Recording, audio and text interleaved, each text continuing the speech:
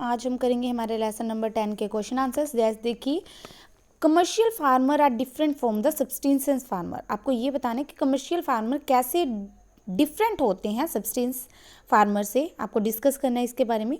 Commercial farmer own a large farm land. जो commercial farmer होते हैं वो क्या करते हैं, ज़्यादा एरिया को, ज़्यादा मतलब ज़मीन को क्या करते हैं, लैंड को उधार लेते हैं। They grow a large quantity of food. वो ज़्यादा ना मात्रा में क्या करते हैं, फूड को पैदा करते हैं, क्रॉप को पैदा करते हैं, which they sell in market for profit.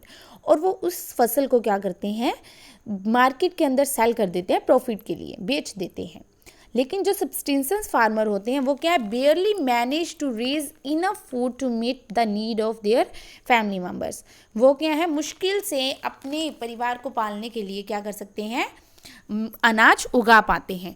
Most of them work on the land of other farmer. ज़्यादातर जो उनमें हैं वो क्या है, दूसरे फार्मर्स के लैंड के ऊपर, दूसरे फार्मर की ज़मीन के ऊपर क्या करते हैं, काम करते हैं। सेकंड क्वेश्चन है, what are the basic requirement of farmers for getting crops. कौन सी बेसिक रिक्वायरमेंट है जिससे हम लोग क्या कर सकते हैं, फसल उगा सकते हैं। देखिए, the basic requirement of a farmer for growing crops are following. वो कौन कौन सी हैं। फर्स्ट है सीड ऑफ गुड क्वालिटी। अगर क्या हो, जो बीज हो उसकी क्वालिटी क्या हो, गुड हो। सेकंड है सुटेबल क्लाइमेट। जो जलवायु है वो क्या होनी चाहिए, सही होनी चाहिए। नेक्स्ट है इरिगेशन। इरिगेशन होती है सिंचाई, सिंचाई के लिए जो पानी है वो भी सही होना चाहिए उनके पास।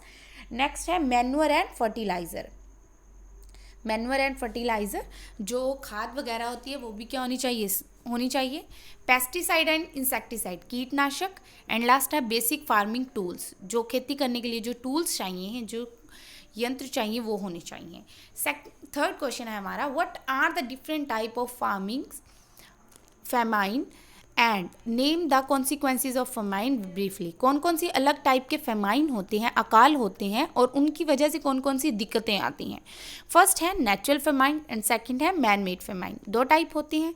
नेचुरल कौन सा होता है, the famine which is cause due to the natural disaster. ऐसे फेमाइन जो किसकी वजह से होते हैं, नेचर की वजह से होते हैं। वो कौन से होते हैं, such as flood, earthquake, drought is called a natural famine. कौन कौन सी हैं, जैसे अर्थक्विक है, या फिर ड्रॉट है, सूखा पड़ जाना, या फिर भूकंप आ जाना, या फिर फ्लड, ये सारे क्या हैं, नेचुरल हैं।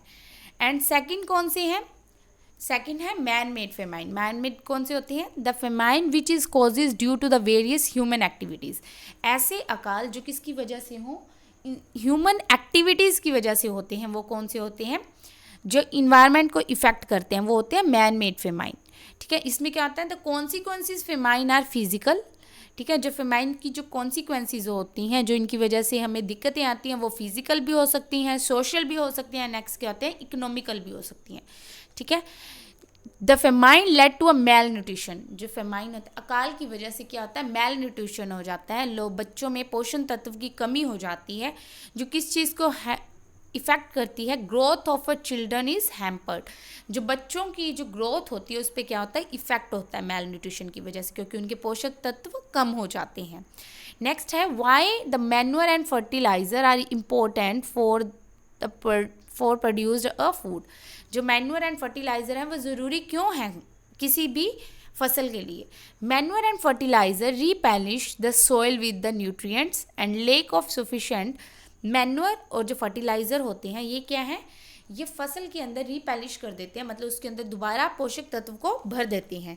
द लेक ऑफ सफिशिएंट, अगर फसल के अंदर जो न्यूट्रिएंट हैं वो कम हो तो वो क्या कर सकते हैं, can effect the growth of yield and quantity of crop.